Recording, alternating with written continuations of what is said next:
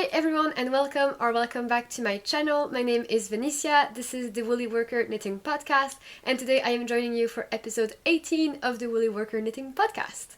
I'm really excited to join you today for a regular podcast episode. There's a couple of very exciting announcements that I'd like to make, so I will get to that later, but we'll also have 2 finished objects, 1 garment and 1 hat, which we will whiz past quickly. And then there are no less than 5 works in progress, I think all of them garments as well, which is pretty intense. And then a couple of acquisitions and plans and swatches and future cast-ons as always. Then I'll get into the announcements. Before we get started, a bit of admin. As always, there will be chapters or timestamps in the video so you can switch between sections or come back to the video later and only watch the section that you want to. I think that's really useful, especially for specific garments, if there were some modifications that I made that you wanted to check back on later. And then there will also be a very detailed description box with links to everything that I mentioned, such as pattern names, designer names, yarn brands and color names, and if I mentioned any other people or yarn shops or locations or websites, all of that is always below, and so are my measurements if you want to figure out the ease that I wear my garments with. That's also very useful. If you want to find me on social media, you can find me on Ravelry and on Instagram at thewoollyworker, as well as on Ko-fi or Ko-fi, where people have been supporting me with just the price of a cup of coffee or more if you feel so inclined, and it's been super helpful. I've been able to upgrade a couple of my equipment, buy a hard drive for the video making, and it just feels very rewarding that the efforts I put in the channel can be rewarded in that way. So thank you so much if you've done that. And then recently I've also updated my Ravelry wishlist where you can gift me patterns if you want. A couple of people have done that completely unprompted, which was so generous, and this will actually be a talking point later for the swatches. But yeah, I guess if you really want me to make a particular sweater and it is in my wish list, then gifting it to me will probably make it go up the top of my queue, because I'll be super excited to cast that project on. And there's a range of projects between accessories and garments, so depending on how much you were willing to spend or what garment you wanted to see me, there's probably just a lot of variety and something for everyone. I thought that's a very nice way to make a knitter happy. But of course what matters the most is just your regular support, views, comments and messages on Instagram. I love connecting and chatting with you guys, so as long as you're talking to me, I'm happy. I also have a Ravelry group where, surprise surprise, I'm organizing a knit night. I didn't advertise it too much on YouTube because I wanted to give a lot of spot for the Ravelry folks. So if you are free on Sunday 29th of October, go on the Ravelry group and there's a registration link that's there. But if you're not free on that Sunday and you are free on the Friday 3rd of November, there's also something very special that will happen then. I am going to organize a knitting live stream, which is basically going to be a knit night, but it'll be more of a one-way thing. But you guys can all join in real time, and I'll be knitting with my camera on and chatting away like a knit and chat, and there will be a comment box where you guys can leave comments in real time and I will respond to them. It really would mean the world to me if you came, because then it'll be more interactive and lively. I'll leave it up for 2 hours. It'll be from 6 to 8 p.m. my time, so GMT, because we'll have changed the clocks by that point. So 6 to 8 on Friday the 3rd of November.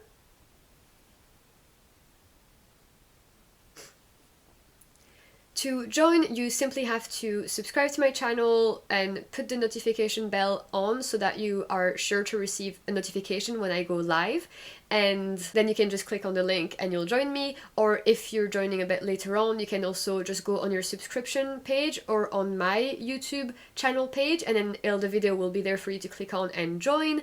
And I'll also make sure to save that live stream and put it as a regular video if you missed out on it and you wanted to retrospectively go back and knit with me, then that will also be possible.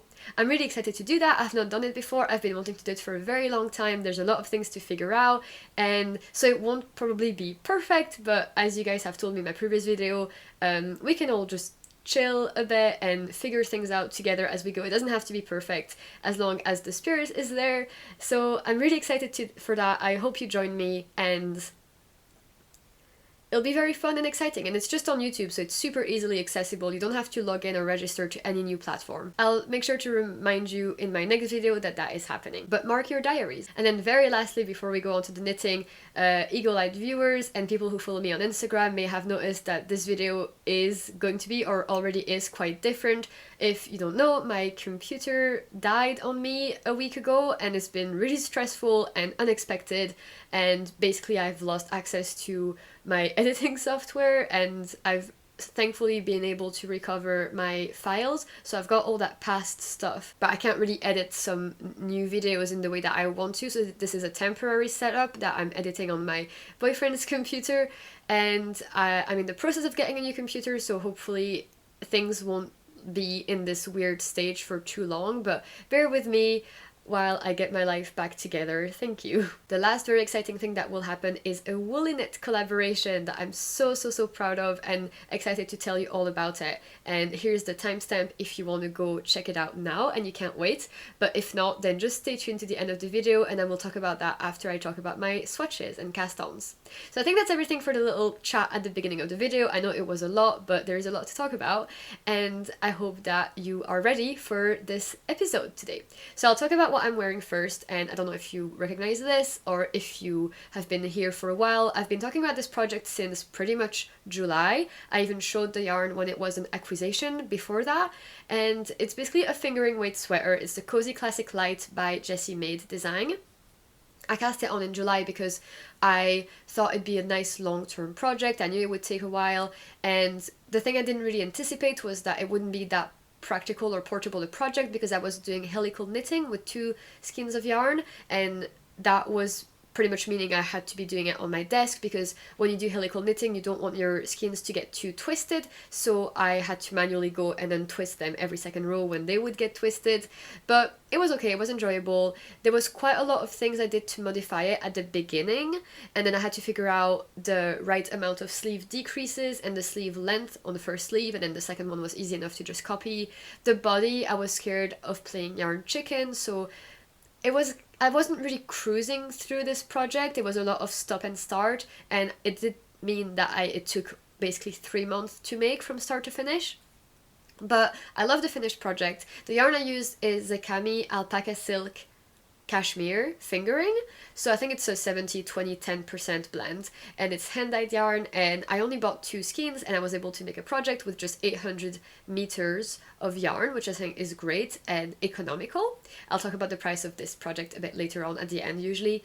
And I was able to get a good amount of length on the sleeves. Because I'm editing this on a different software, I don't know just how much b-roll I'll be able to show compared to my other videos, so I'm really sorry, because I know that you guys like when I have a lot of extra photos and text and everything, but I don't know just how much I'm going to be able to do this time.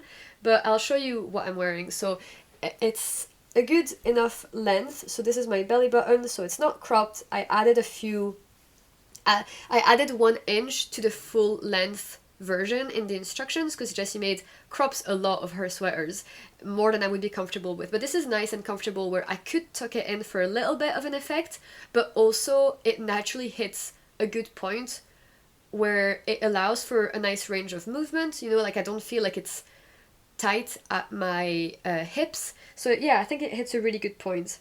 The stitches are so nice and small. I don't know if you're gonna, yeah, they're so nice and even. The blocking really helped with this yarn. I showed this project a couple of episodes ago, and I was worried that the Alpaca Silk Cashmere was very unforgiving for tension, and Jessie Made's gauge normally would have had me use even larger needles, but I sized down, and I made this on, let me check, 3.25, which is I guess quite small for a fingering, and I made all the rib on 2.75. I made a mix of size extra small and small, because I think small would have been better for me, but I was worried of my yarn amount. So I did extra small as a base, and I kind of increased every now and then stitches at the raglan and also at the side, which is why I'm saying it took a bit of figuring things out and make this pattern my own, or fitted for me and my yarn quantities. But I do feel like it is quite fitted, especially the sleeves. I'm happy. I think I added 1 round between the creases, which made my sleeves longer, but I had row gauge issues. So I had row gauge issues, which meant that if I did decreases as said in the pattern, my sleeves would have been too short and have gotten too tight too quickly, which I didn't want. So I did I think I did a couple less decreases even, but all of those modifications and quirks will be on my Ravelry project page. There's just way too much to remember and tell you here. I think you get the gist. I did a sewn bind off, not a tubular one, and I'm happy with that. It's nice and stretchy. What else? The helical knitting I think was really perfect for avoiding any pulling. I think the speckles of this yarn are so perfectly distributed and there's really no difference whatsoever, so I'm super pleased with that. It was a lot of effort, it was a lot of work, and sometimes I was worried that that's what was going to make the fabric less even, because you're slipping some stitches and then the place where you join your second strand of yarn, it's not anchored to anything, so I thought that that would make the fabric a bit more uneven, but it did block out. Like I was saying, the yarn got better with that. The stitches are nice and neat and small, just how I like it. This is why I really like fingering weight sweaters. It's extremely soft. It is like a hug and a cloud. It is alpaca, and I'm feeling now as I'm wearing this that on the neck area I am feeling a little bit of a discomfort, although that feels like a strong word. I guess itch, but I don't know. I'm not wearing any t-shirt under this, just a bra, and if I wanted to, I have something that probably would. The risk is I don't want anything to come up too high, and I've actually modified this neckline to make it come higher. But yeah, I could probably find an undershirt that would salvage or protect this area. Something I'm not too happy with when I put this on today was I noticed my short rows are a little visible. I don't know if you can tell, there's this kind of like shadow almost that you can see. Not from far away though, so I think it's fine. It's just a little weird, that connection between the two. The thing is as well, normally, so I've modified the neckline. Normally Jessie Made has you do a tubular cast on at the very top, and then you do your ribbing, change to bigger needles, change to larger needles, and then do your short rows, and then do your raglan.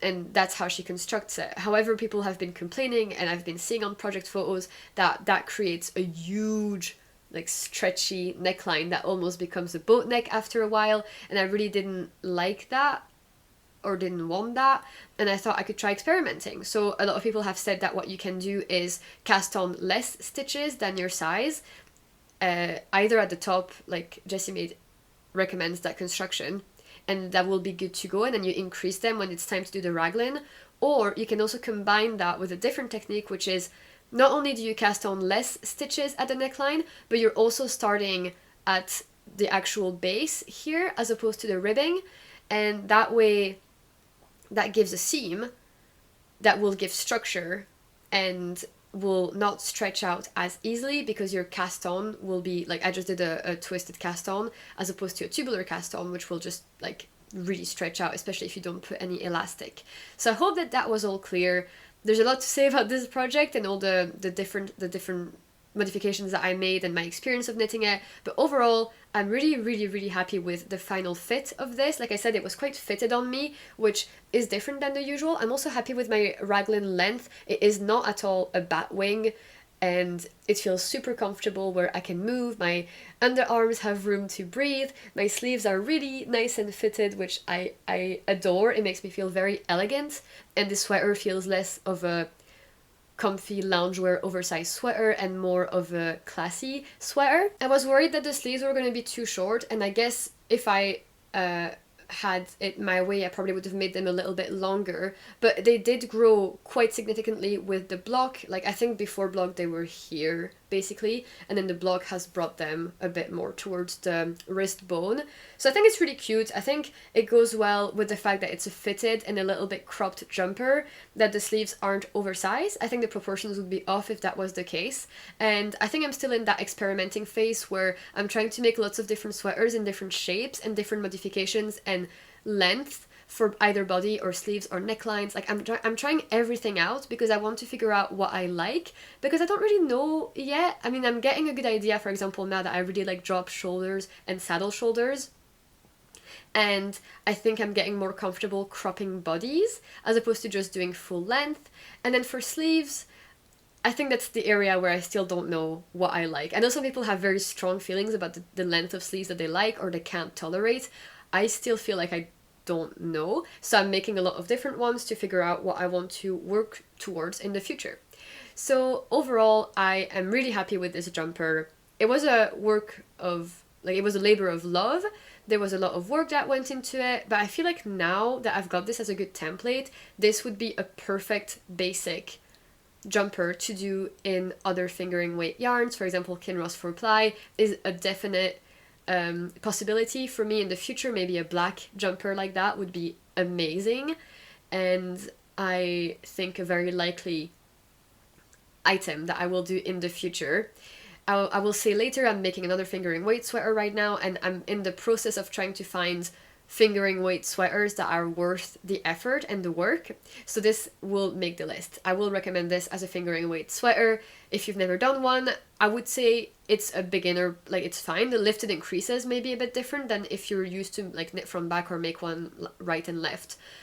And I personally don't love Jessie Made's writing style of patterns. I think they're clunky and fluffy and overly worded, but they're well written and there's no mistakes and there's a fit modification instructions and size inclusivity, lots of yarn recommendations as well. So just because I don't like the writing style doesn't mean that I don't recommend her patterns.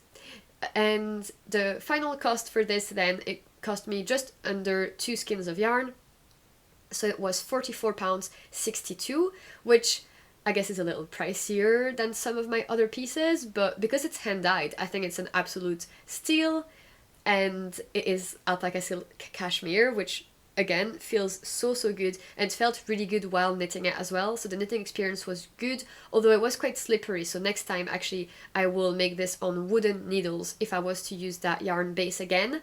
And I guess I'm not sure I would use alpaca silk cashmere again as a base on jumpers. Maybe I would do it on accessories, and maybe jumpers I would do a DK alpaca silk cashmere. I just thought that it was too slippery and too uneven for my liking. It was making me a bit self-conscious about the stitches. The gauge was weird and things like that. So I like how it feels, but I think it was a lot of thinking and working. So yeah, I also made the body decreases, which I think looks really nice. I don't know if you can tell that much. When it's laid out flat, you can tell it's going downwards. I did just regular body decreases like throughout, as opposed to just at the end. And yeah, I don't see any reason why not do them in the future, but I also don't feel like it was a make or break, like, amazing thing that happened. So yeah, but check out the Ravelry page. There's tons of projects, tons of different modifications, and it can look so different depending on how you choose to do this project and the yarn that you use. But I would recommend my neckline modifications.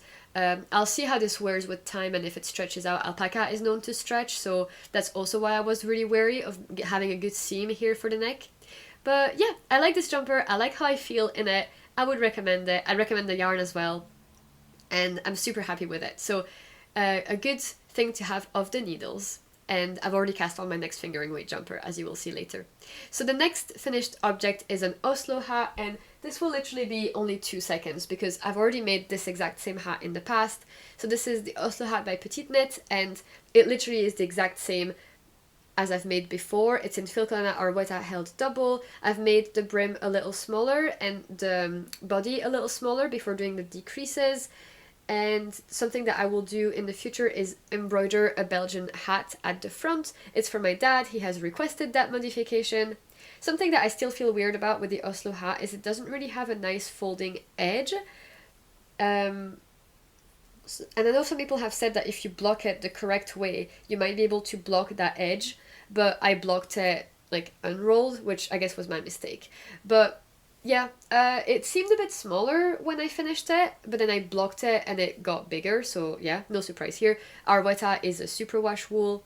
I'm happy with my decreases. The way that I did them was my slip knits, I did slip one purlwise, no, slip one knitwise, slip one purlwise, and knit together through the back loop, as opposed to slipping them both knitwise, I think is the usual way of doing that. And I think it is very neat and flat looking.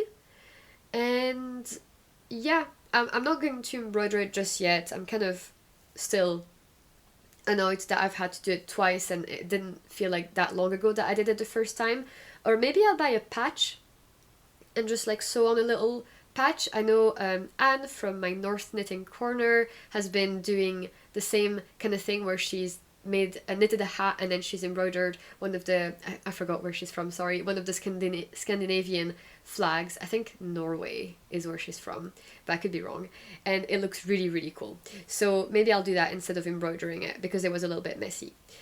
But it's a really nice modification for a hat and it can look very nice and store-bought if you add a little patch on top. And I don't think I'd recommend the pattern in the sense that, first of all, it doesn't need my recommendation. It has thousands of projects. And I also think it's not the best written because there is a mistake in the decreases, like I've been saying in all the episodes where I talk about this hat, because I've been talking about this hat forever. I've made 3 so far. And I think there must be a pattern out there that has the exact same look as this, but isn't a petite knit pattern. I mean, designers come up with hat patterns all the time, especially like 1x1 or 2x2. But I think between this one and the muscle bra, I prefer the look of the muscle bra, but I prefer the construction of the Oslo hat. So I guess that's my take on hats. But I think that's it for this. I really don't want to linger on too much because there's so much more exciting things to talk about in terms of works in progress.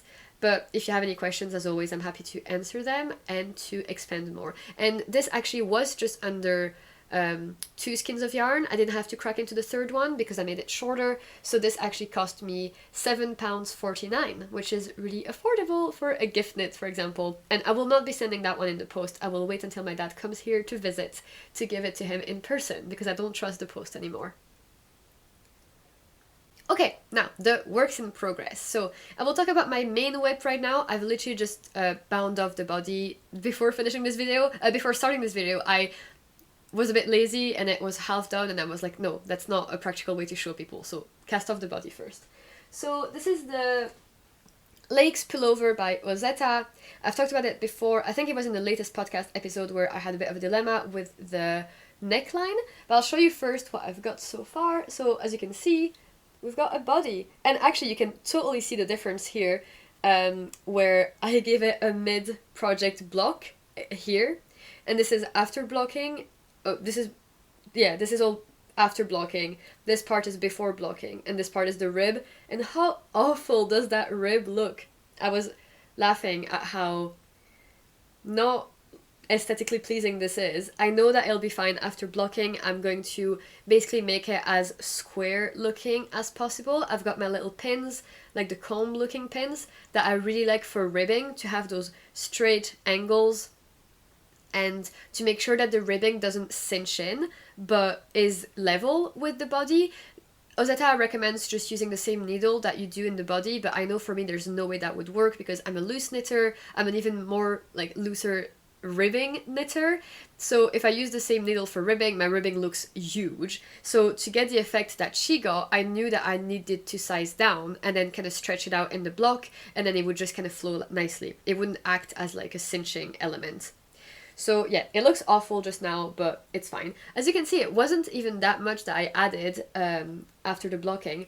This is kind of a cropped sweater anyway. I think you do it for, I want to say 8 inches, and I cropped it even more and did it to 7 inches before doing the ribbing, which is very substantial. But it didn't take long because it's a worsted weight yarn. I'm using Knitting for Olive Heavy Merino in Fennel Seed, and I love this color. It kind of reminds me of like a soup, but in a good way, and like a smooth, creamy soup with no bits, because we don't like bits. And it's not even heathered or interesting looking in that sense. It's a very flat color, but it's just such a perfect shade where it's not too warm, not too cool, not too light, not too dark. I love it. And I know I'm very basic by saying that. I haven't discovered anything new. Everybody knows Fennel Seed from Knitting for Olive, but I think it's I don't think it's underrated. People know about it. But I think I would definitely make more things in that. Maybe something in the summer, like a camisole in their merino. Not their mohair, because I'm not buying mohair anymore. But yeah, it's also very soft. Like, when you wash it and block it, this part is definitely softer and squishier than the bottom part that hasn't been blocked. I wouldn't say that it is itchy or rough or anything when it's not blocked. It's just very dry, like people have been saying. And then when it's blocked, it's very squishy, and I like the stitch definition. I like the evenness of my stitches. I will show you some close-ups as well if I can. But I sized down a needle size. I'm doing this whole project, I think, let me check, on 4.5 millimeter needles, I think, instead of 5. But actually what I've done is I've been working up this flat pieces, everything that's flat in this sweater. I've used a needle size down for the purling, so a 4 millimeter, because the last time I made the saddle shoulder, I was bitten by my hubris and there was a lot of rowing out, which I never really experienced before, and it is not something that you can fix later. So I thought, come on, put the best chances on your side and go down the needle size that people have recommended, and it works. It's perfect. There's no difference whatsoever between my flat tension and in the round tension, so that's amazing. I would recommend that little tip. It's really easy to do. Just be careful, like be mindful of what needle has the larger and which one has the smaller size, because it can be really easy to, if you're doing turns or like switching needles or putting it on cables, etc., it could be easy to accidentally reverse what you're doing, and that would not be nice. So the main thing about this project I wanted to talk about was the neckline, because last time I really wasn't sure. People picked up on that and said, Vanissia, if you're not feeling sure, you're not gonna like it later, like just rip it out. Like the majority of you were saying that. Some people were saying, just finish it and then decide later, especially once you add the sleeves. But I was not in the mood to pick up this sweater because I didn't like the neckline, so I thought, well, if I want to get any work done on this at all, I should fix the problem first. So I ripped out everything of the neck, and then I did a crochet pickup that I just read about online. There's not that many resources or techniques, but I've linked the text instructions I followed. I'll link that on my Ravelry project page if you want to check it out. But basically, I did all the ribbing. I had done it on 3.5 last time, and I thought it still looked too bulky and uneven. So I went down even smaller. I went on a 3.25 millimeter for a worsted weight. And that makes my ribbing super neat and even. And so because that needle was 3.25, I went with a 3 millimeter crochet hook, and basically instead of picking up stitches with my needle and wrapping the yarn around it like pick up and knit, I basically went in with a crochet hook in the exact same spot that I would have with my needle at the exact same rate that the pattern said, even though I ended up picking 4 less stitches, but it doesn't matter. I could have increased it, but I thought like it wouldn't make that much difference, so I kept it with 4 less than for my size. I'm making the size S, by the way, because I really wanted to lean in the oversized look instead of like having it more fitted. I thought like go for as much ease as reasonable. So anyway, you pick up with a crochet hook, and then when you have 2 stitches on your crochet hook, you make a slip stitch, which, you know, you just pull the second loop over the first loop, or vice versa. It's hard to explain now that I'm not doing it. And then you go and pick up a new stitch with a crochet hook, and then you make a new slip stitch, and then that's how you do that all the way around. And then that picks up a nice line of stitches around at the right rate. Be careful not to be too tight with this, because you really don't want it to be too tight to put your head through later on. So just be mindful and keep an even tension. Then after that, you've got your chain, which is made of a V, which has 2 legs.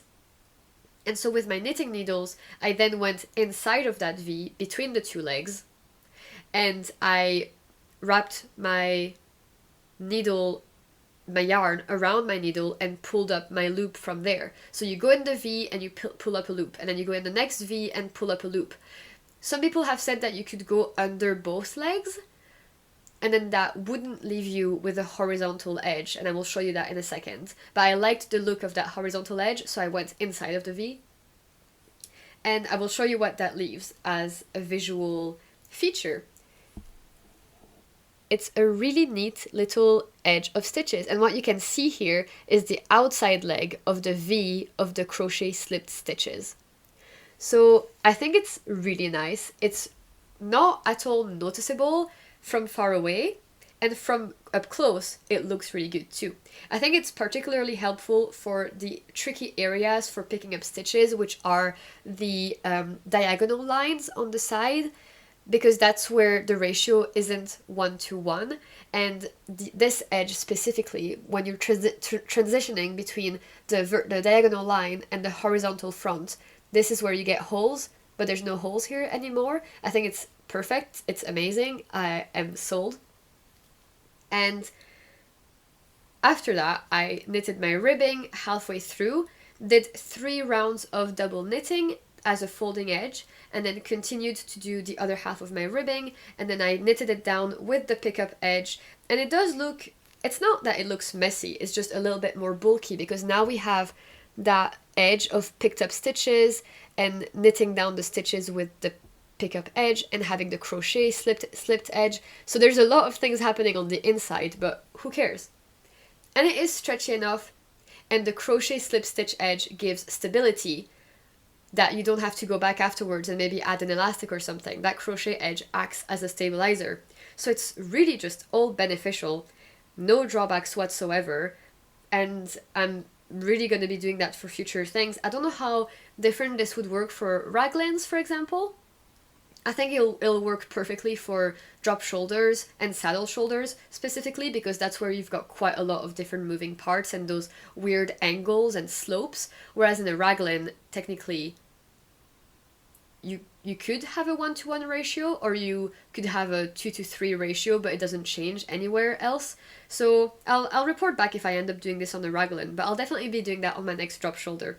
So let me know what you think in the comments. I don't know if I'll put some b-roll or not, I'm sorry if I don't, but here's a before and after shot of my neckline fix, but let me know if you think that I did a good job or did the right thing by fixing it. I certainly feel much happier with it, and I think it just looks much more cuter and nice as a neckline. It's like going inwards as opposed to like sticking up. And it really motivated me to pick this up, and I finished the body. Ugh, awful. Awful looking right now, but it will be better. So today I will very definitely pick up for my sleeve and just cruise through that. I'm super excited to finish this because, like I said, I love the yarn, love the color, love the pattern, love the fit of saddle shoulders. So this is definitely back into my like good favors. I am loving this, and I love the fact that I was just able to set this project aside for a while when I didn't feel like knitting it and while I was angry at the neckline, and nobody was mad at me for putting this away for 2 weeks that it was in the naughty corner. And now we're back at full speed. So yeah, I really, really like this. I can't wait. And I bought more knitting for Olive Heavy Merino because it's a really nice gauge, a nice weight of yarn, nice woolly wool that doesn't feel super wash and is not itchy, and they've got great colors. Although they don't have that many colors, I guess that is the area where they're lacking, but they've been known to add more colors to their range regularly, so I'm not worried. So that's it for the Lakes pullover. I think, unless you have questions, and again, happy to answer them. This is actually a mini cal that we're doing with some people on Instagram. I was saying before, if you wanted to join, you could message me, and it's been really nice, all of us doing it together at like our own speed and updating each other. We've talked about the neckline a lot in that group chat, which was very helpful, and talking about cropping the sweater, what size to pick, like do we go for oversize or not. So it's been really cute, and if you're in that group chat, then I've been enjoying your company. The next project will also be then a lot to talk about, and I was teasing that in my previous episode, but we didn't have time to get into it. This is the sweater number 22 by My Favorite Things Knitwear, and it is a drop shoulder that is very, very interestingly constructed, which is why it's hard to show here, but I will do my best to show you. Yeah, so here it is. It's a striped jumper. I've joined in the round, and it's really nice, like with short rows to slope the shoulders, and you've got the stripes joining like that. I really like that. This is the normal right shoulder arm, and then you've got the left one, which is actually detachable and knitted flat, where I have a double knitted button band. So on this side there's going to be the buttons, and on this side there's the buttonholes, and you can't really see it right now because it's all in black, which was actually a nightmare for some parts of this pattern, but it gives a really nice neat effect. I really like my color combination. It's inspired or copied from Annette Knits on Instagram. I loved her version, and I thought I didn't have anything like that in the wardrobe, and it looked so cute and cozy and autumnal. I love this yarn. This is Filcolana Peruvian Highland wool, and it's so squishy and plump and round. Like, it is different than heavy merino in that sense. It feels warmer in a way as well, and it's a bit more fuzzy as well, and it's not itchy. I would say it's softer than Knitting for Olive. It's also got quite a lot of nice colors, maybe a bit brighter and saturated than the Knitting for Olive, which goes often for muted shades. The neckline is also absolutely amazing. So you've got twisted rib details, which again, can't see a huge amount with this color. Yeah, I don't think you're going to be able to see. And it also has another detail, which maybe I'll try and put a photo because you won't be able to see on the camera. But basically you have this kind of like folded double like envelope, I think is what they call it in the pattern. You've got this envelope from where the ribbing comes from. So your ribbing isn't coming directly from that edge. You do a little bit of setting up first where you pick up stitches from both sides and then you have your ribbing coming out of it. And this is one of the neatest things I've ever done. You go down quite a few needle sizes, the stitches are tiny, and it was a little hard to do, especially with the black yarn, but that was only for a little bit and then it was over. The instructions were very clear, so that was fine. There's some increases at the neckline which look really cool with the stripes. Like, you can see that little detail here. It's amazing. And I was saying in my previous episode or on Instagram, I can't remember, this project made me fall in love with knitting all over again because it was challenging, like just the right amount where maybe I wouldn't have been able to do that a year ago in my first year of knitting, but the skills I have now and the sweater construction knowledge that I've accumulated over the past few months and sweaters is I know what to expect of a drop shoulders and of picking up for a neckline and things like that, and yet it was still surprising and challenging because the way you cast on for the neck, for example, was different because of that detachable part here. That created quite a lot of differences compared to a normal drop shoulder. But the pattern, I will say, like, some people give My Favorite Things Knitwear some grief for some of the patterns not being clear, and I can empathize with that and I understand, but this one in my experience has been perfect.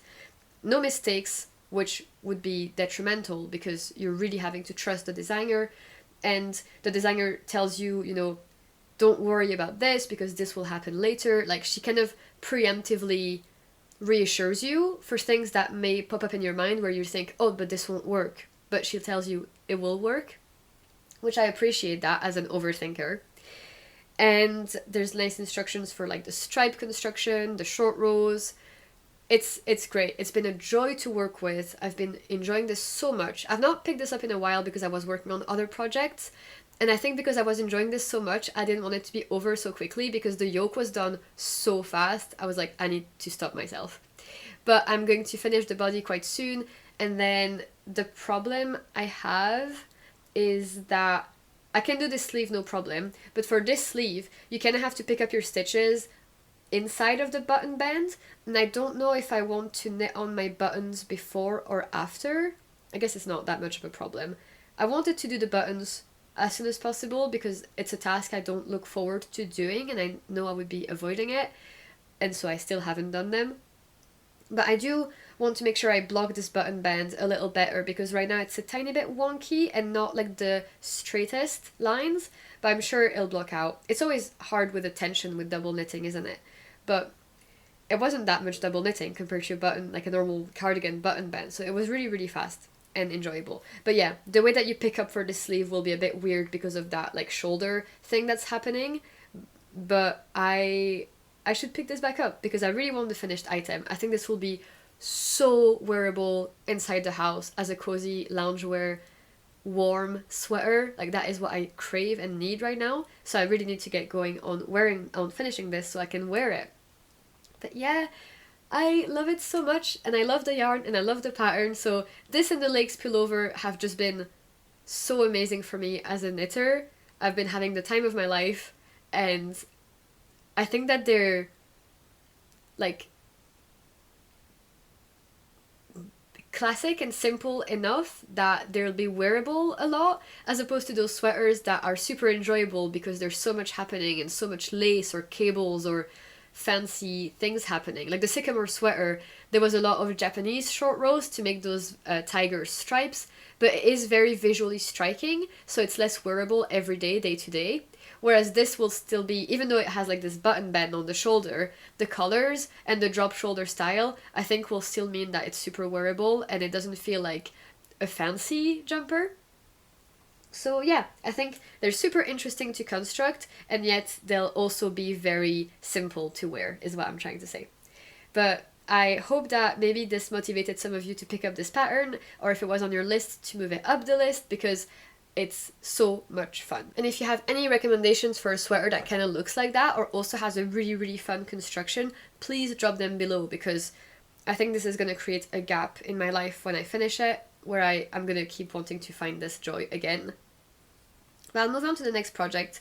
Next project is a project I'm doing as part of a mini knit along with my friend Marlene from Marlene Knits. If you don't know her, I'll link her channel below, but I'm sure that you know her. She's got an amazing sense of taste and eye and aesthetic. Like, she's just a joy to watch and also listen to.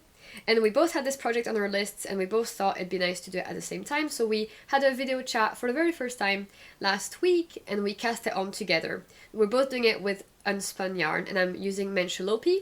So this is a cake from Mencholopi. I've already used some of it. I'm pulling from the outside.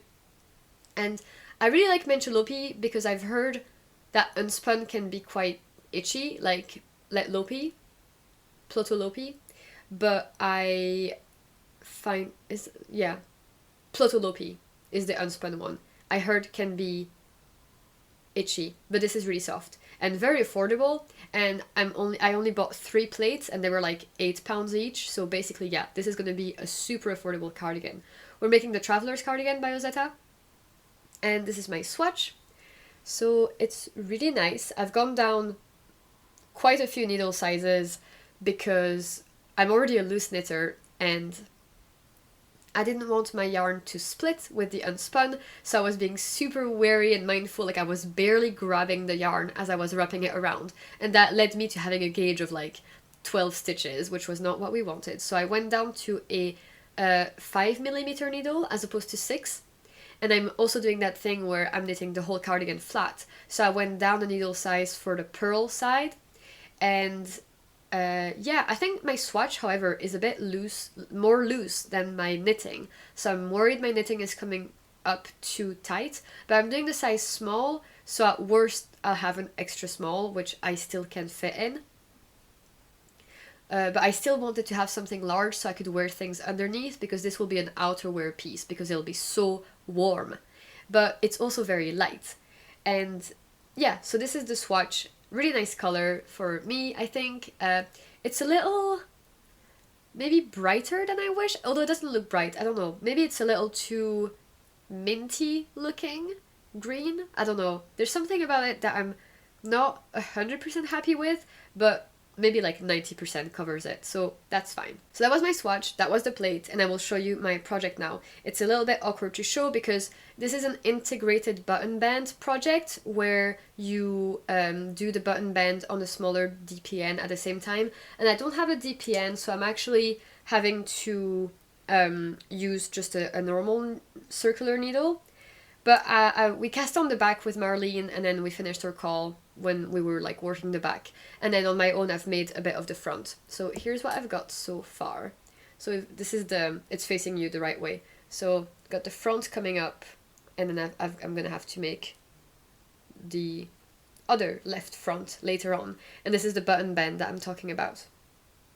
So yeah, I hope that it stretches out significantly a little bit more so that I can wear it on top of other things without feeling too restricted.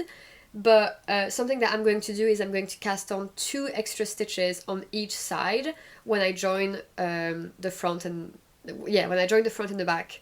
I'll add that to gain a couple extra centimeters of ease. I really like the way that Ozetta constructs her patterns. You usually just cast on, break the yarn, slip stitches, and then do short rows, and that's how she gets that nice trapezoidal shape in her patterns. And oh, my sound is doing weird things. Okay, so the stitches are picked up afterwards, and you do short rows there, and I think the pickup is just so clean, so good looking, and really well fitted. The button band, I'm unsure. I really prefer just simply picking up the stitches afterwards, and that also gives you so much more versatility in terms of cropping the sweaters or cardigans. Well, yeah, cardigans. And I'm worried that the join between the ribbing and the knitting isn't going to be the neatest and is going to be too loose. But I guess I could go with a needle and kind of tighten things up there if I need, but I'll see after blocking. But I'm at the point where I'm supposed to add a buttonhole right now, but I've actually gone and calculated that if I want to crop this cardigan, which I do a little bit, I need to remove rows between buttonholes. And I've realized that I've gone a little bit too far here, and I have to unpick 2 rounds and then do my buttonhole. And I've been putting it off because I don't want to what's it called? Frog with unspun. I'm kind of worried, but I know that worst case scenario, I can join the yarn back, like it's fine. It won't be too many ends to weave in. So I need to undo 2 rows, do a buttonhole, and then keep going. Apart from that, I was flying through it. I've really been enjoying it, surprisingly. I was worried the yarn was going to break too much, but it hasn't broken. It's broken once in this entire section, this entire garment. So only 1 break for the back panel and 1 front is fine, and it's easy enough to join back together. So yeah, it's a bit of a mess to carry and show through, but you get the gist. My Traveler's Cardigan by Ozetta. Doing this with Marlene. We're gonna have a call again in about 3 weeks. Hopefully have the body down or something, and then yeah, do the sleeves later on. We're taking our time with it because we both usually have a lot of different projects going on at once, and she's doing test knits.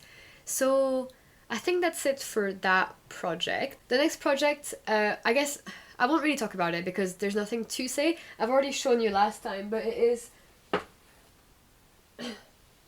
the Lana vest by Irene Lynn. And basically I was waiting on Amy from Knits, because we're also doing a knit along, and Flaminia from Shape of My Heart Knitting Podcast. I'll link them both below.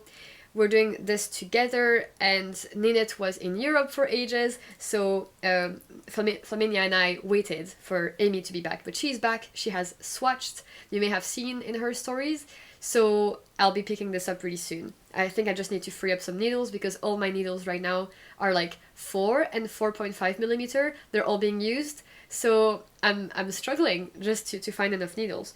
But this is the back panel of the Lana vest. As you can see, it kind of increases at the armholes.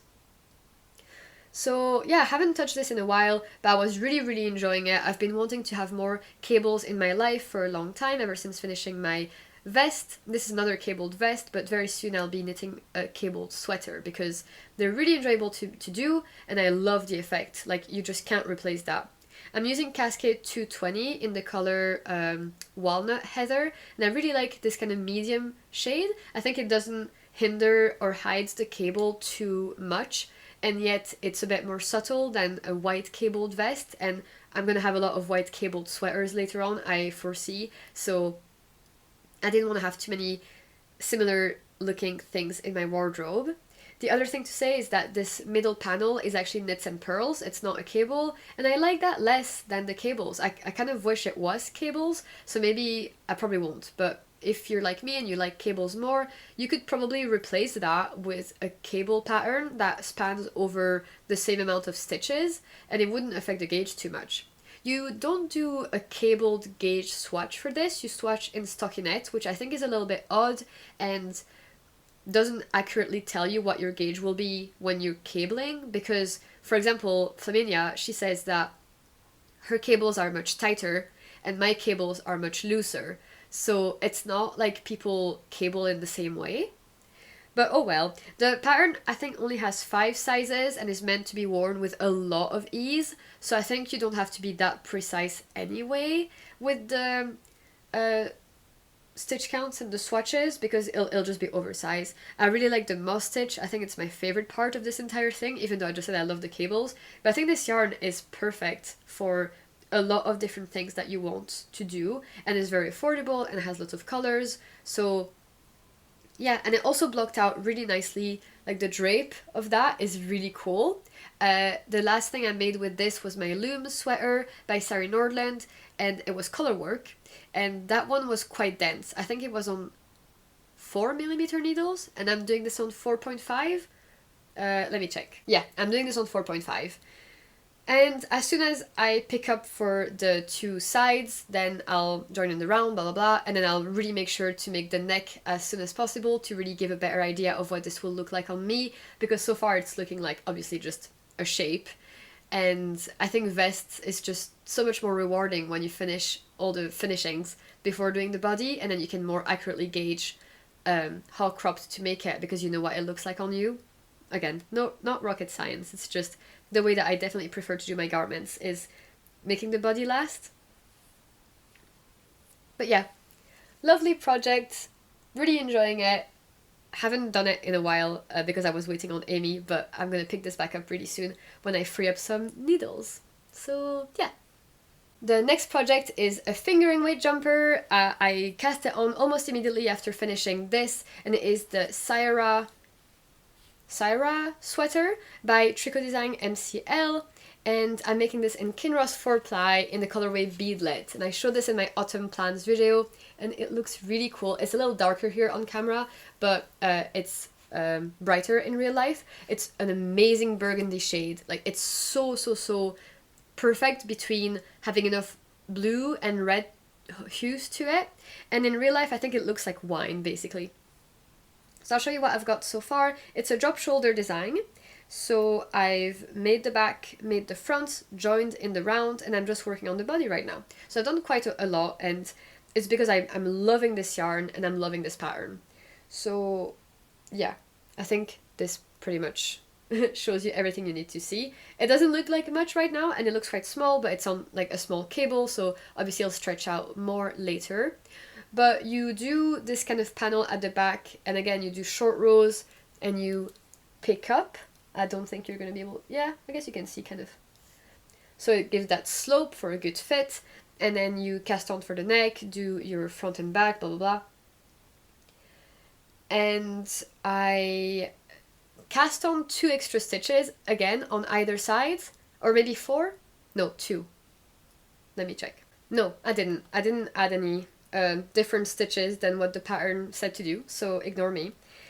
And the pattern is really nice because it has some sleeve pleats that happen afterwards. So far nothing really interesting has happened, it's just been knitting a drop shoulder, but you get like a puffy sleeve, and you also get a little pleat at the end where you'll get like a fold that happens, which will look like that.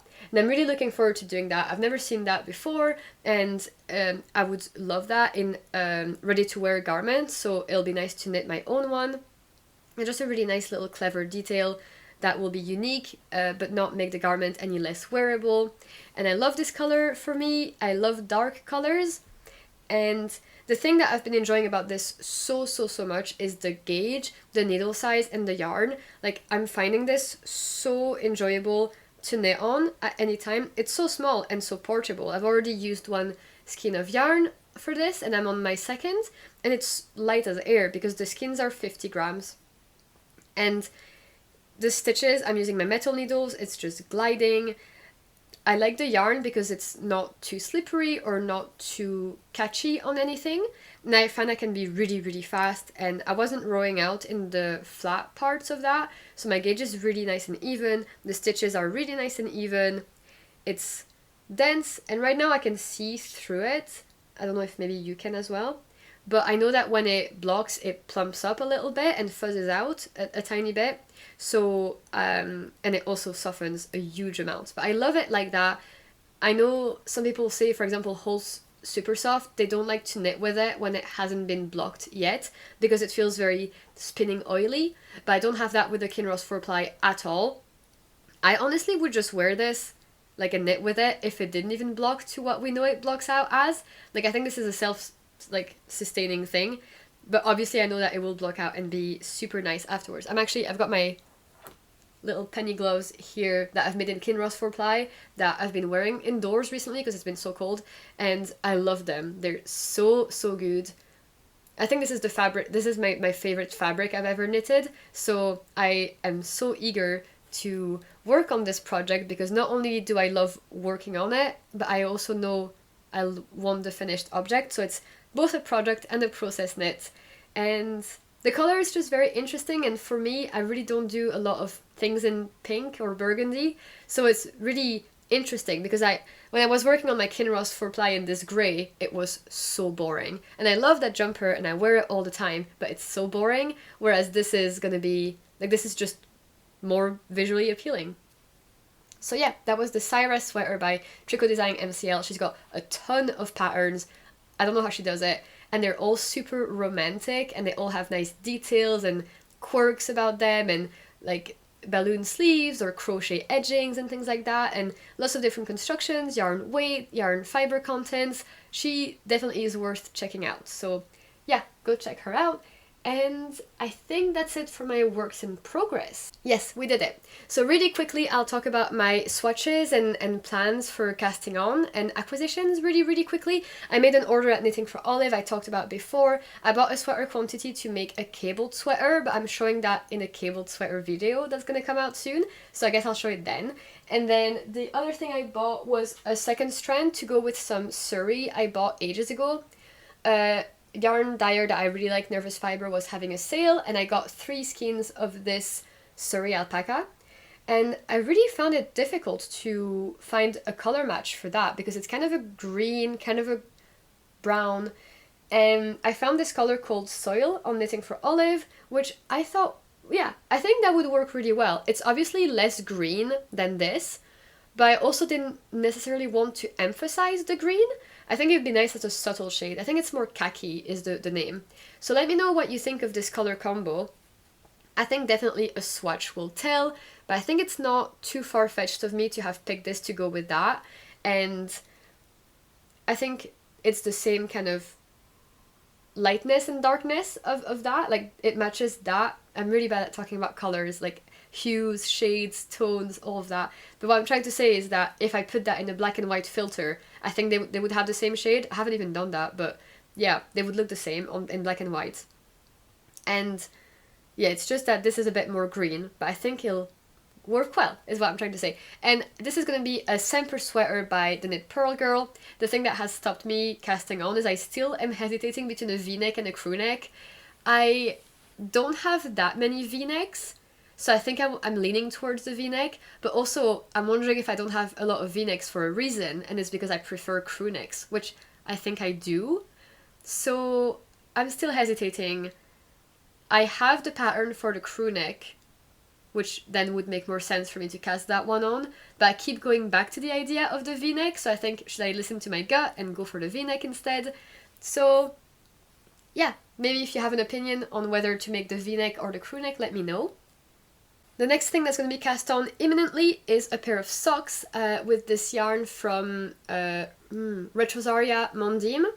It's this really nice, like, autumn color. There's no other way. It's really nice because I think it was dyed on like a black wool or something, where it's really deep and a tiny bit heathered. You can see some darker specks of fiber spun with the orange, which makes it super moody and crisp. It's great. It's 100% wool. There's no nylon in this. Sorry. And I actually had cast this on already to make the Crassipedia from Andrea Maury, which I had on my list and was desperate to do, but it was not working for some reason. It was way too tight. I couldn't do the cables. I think it was honeycomb cables. It was just awful. And I tried sizing up a needle to give me more slack and it didn't work. I tried the pattern with a different wool and that didn't work either, so I thought the pattern was just not meant to be. So I gave up on that idea very sadly. And recently I've come across a couple of patterns and the designer is having a sale for October, so when this video comes out the discount is still available. It's Amanita Knits and she's got a lot of sock designs and they're all gorgeous. Her photo shoots are insane and her designs are always so interesting looking. Like, they're not just vanilla socks. There's not only cables and lace, there's also nice construction details or finishing details or edging picot edges, double folded things. Like, she really goes all in to make the pattern as unique as possible, and you really wouldn't find that in other sock designs, which I think is a huge feat because I am overloaded with all of those ribbed sock patterns, you know, like there's just so many of them, but those ones are very unique. So I hesitated between the enchanted pine cone socks and then the acorn socks, and I put a poll on my Instagram, and out of 400 people who saw it, 200 people voted, and 100 people voted for each option. It was pretty much 49-51% split all throughout the 24-hour poll on my Instagram story. It was insane. I've never had such a split vote, which didn't help. Thank you guys. But I think because one of them is top down and one of them is bottom up, and I want something a bit more mindless, even though the socks won't be. The construction might be more mindless if I'm doing it cuff down. So I will do the enchanted pine cones one, which have little pine cones on the leg, which is adorable. So I think if I just get an evening to myself, I'll cast this on while watching a TV show, just do the ribbing, and then go for it. I think it'll be really nice, and there's no deadline, no pressure, just fun sock knitting that is very seasonally appropriate, which is always a bit fun when you're getting in the mood. And I don't have that many orange things because I don't think it's my color, but as a sock, anything goes. So the last thing that I'm gonna do very soon is that a lovely viewer super kindly gifted me a pattern that was on my wish list and that was on my autumn plan list, which was the Coming Soon sweater by Susan Muller, and I'm using this yarn for it. It's the Rorum Natura Ulysse in Forêt, which is this amazing dark green khaki, which great. And the pattern is actually kind of brioche, half fisherman's rib, but inside out. But you don't construct it inside out. It's just that this side is the wrong side will be facing out.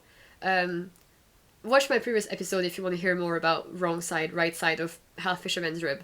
But yeah, I thought that there would be a way to avoid purling, but there's not. The raglan increases on this sweater are super interesting and not something that I want to reverse engineer. So I'll be following the pattern to the T. But I've done the swatch as indicated in the pattern, and yeah, it was just a different way of writing how to do half fisherman's rib, but it was intuitive, and it's not something I feel super confident improvising with. So the instructions so far seem to be very clear, but I'll report back obviously when I'm doing more than just swatching.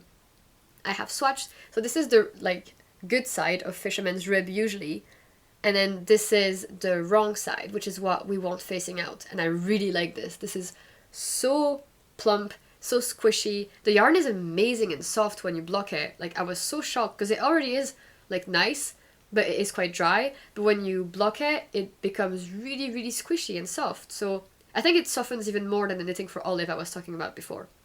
And the gauge swatch doesn't work out. This will be too big, I think, and it's a bit too holy. So I need to go down a needle size. So I'm going to rip this out, re-swatch again, and then I think cast on, because I think it'll be a lot of work.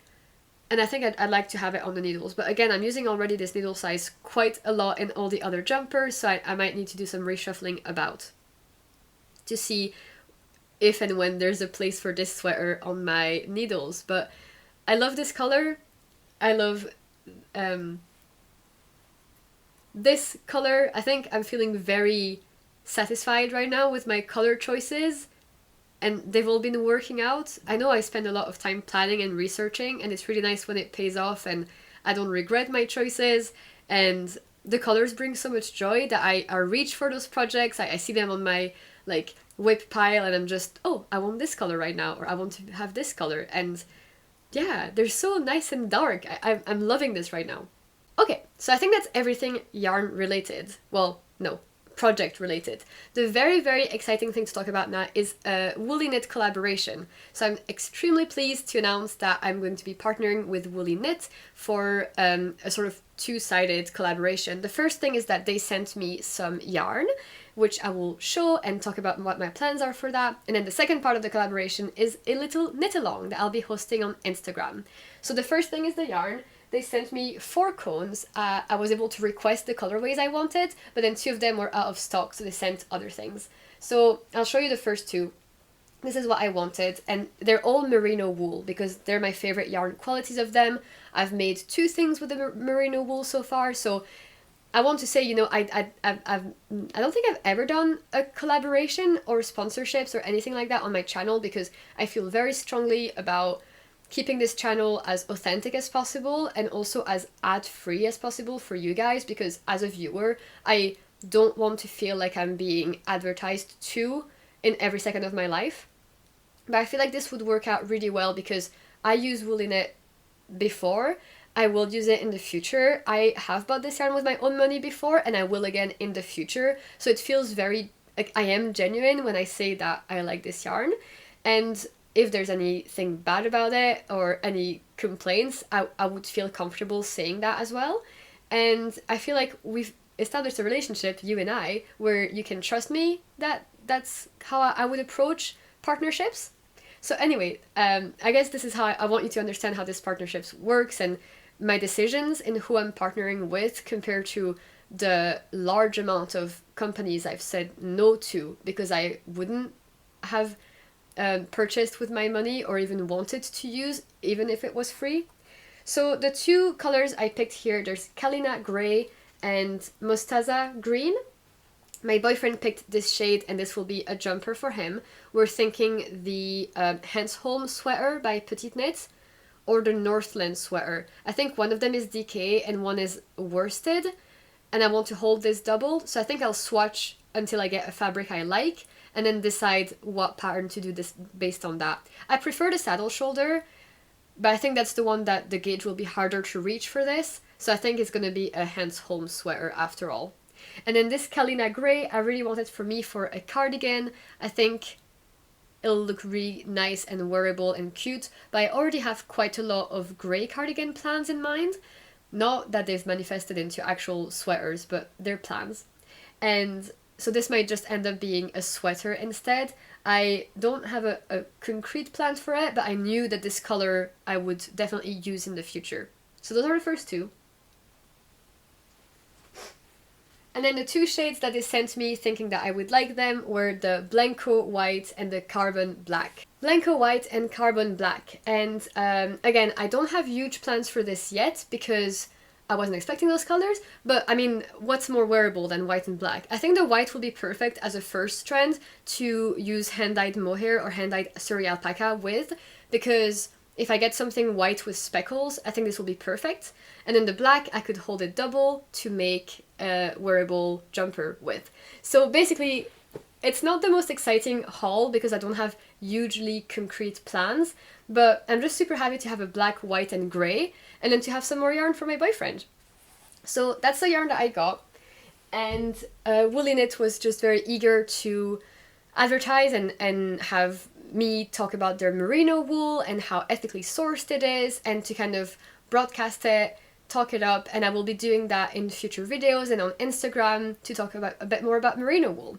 And as an extra element to the collaboration, they're offering to do a giveaway for you guys. So very excitingly, there are 2 merino cones worth £56 together to be given away to 1 lucky winner. And it'll be hosted on my account on Instagram. You have to follow me, the Woolly Worker, and follow Woolyknit at Woolyknit on Instagram.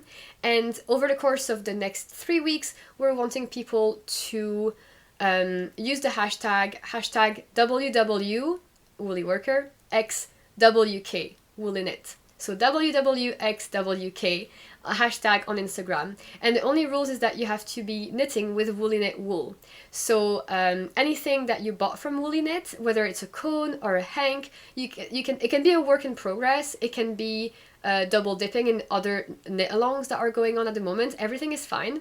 And just post on Instagram, and it will run from the 23rd of October, so today, until the 20th of November. And on the 21st of November, I will pick a winner and announce it on my Instagram and probably also on YouTube, depending on when my video comes out. And the prize will be shipped by Woolyknit anywhere in the world, which is amazing news because worldwide shipping is not something that I offer for giveaways, but Woolyknit is doing that. So anywhere in the world, participate in this giveaway by knitting with Woolyknit wool and tagging us both or using the hashtag. Definitely tag me in your stories or in your posts if you're using it so I can see, and I'll probably also be casting on the Woolyknit project to knit along with you.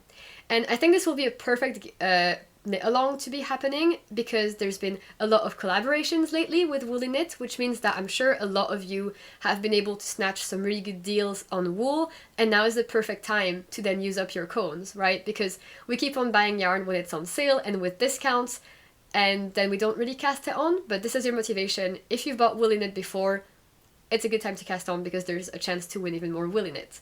And yeah, I also am pleased to say that I have a discount code to share with you guys. So if you don't have Woolyknit yet and you're wanting to participate in this giveaway, they have really fast shipping. So go online, use my code Vanissia20 for 20% off the merino cones. And this discount code will be valid for the entire duration of the giveaway. So from the 23rd, or the knit along, from the 23rd of October to the 20th of November, you can use Vanissia20, I'm pretty sure as many times as you want, on different orders if you want, for 20% off the merino cones. And then ideally use that to participate in our knit along, but you don't have to, obviously. You can just make use of the voucher without participating.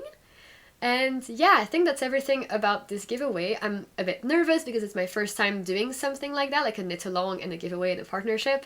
But it's really nice and rewarding to be at a point where I can do that. I'm so grateful to Woolyknit for the cones that they sent me and for offering such a great price to someone anywhere in the world. And I'm happy to be hosting this knit along and to be seeing what you guys make with the nice colors that they have. I also got some shades cards, which I'll put here as b-roll. They kindly offered these as well, so I can make better informed purchases in the future when I want to get maybe their cotton this summer, or most likely their merino wool again, because they have a lot of really nice basic shades. They've got a few really bright ones that I'm not going to look at, or like I'm not going to buy those, but they've got a really nice array of greys and blues, like the navy I really want to get, and then the beige nep I really want to get as well, but they were out of stock. So yeah, I hope that you guys are as excited as I am for this collaboration, and yeah, any questions, let me know. I'll make sure to keep talking about this on YouTube and also on Instagram, so follow me there and follow Woolyknit to get more information and participate and talk to each other about knitting with merino. Okay, so that's everything for today. This was a long one. I don't know how annoying this is going to be to edit, and my phone is about to die, so I'll make this outro as fast as possible. I'm really happy to be filming today, even though, like I said, it's been really hard not having my computer, not knowing what I'm gonna do in the future and trying to plan for that, whilst also doing collaborations and planning for the live stream. By the way, 3rd of November, remember. And yeah, it's hard to have all those ideas and to want to plan everything, and having your computer crash is not ideal, but we're trying to move past it. Blessing in disguise, I'll be able to improve my computer, which is nice, even though I didn't choose that. But that's okay, less computer time means more knitting for me, as someone very kindly pointed out in an Instagram photo that I posted. Yes, that means more knitting time. But yeah, I think that's everything. It's coming to like an hour and 20 minutes, so I'm a bit frazzled, but if there's anything I've missed, or if you want to ask questions, check the description box or message me here or on Instagram. Thank you so much for all the comments on the latest video if you've watched this far, and if you've left a comment in the previous video, like, thank you a million for that. I read all of them. I'm still in the process of replying to them. They've been really heartwarming and kind, and thank you for taking the time of the day to do that. I really appreciate it. A lot of people said it was the first time that they've commented because they usually don't. I appreciate you commenting and letting me know your thoughts, and yeah, it was great. It was great putting myself out there and getting that response. But don't worry, the podcast is still the main thing that I do, and the energy and themes of this podcast is more my day-to-day stuff and what you can expect to see like more and more usually and usually in the podcast. So yeah, I hope to see you next week for a video if everything goes well, and worst case scenario, I'll see you in 2 weeks for another podcast episode. Take care everyone, happy knitting, and I hope that you join me for the live stream and for the Woolyknit knit along. Bye! See you!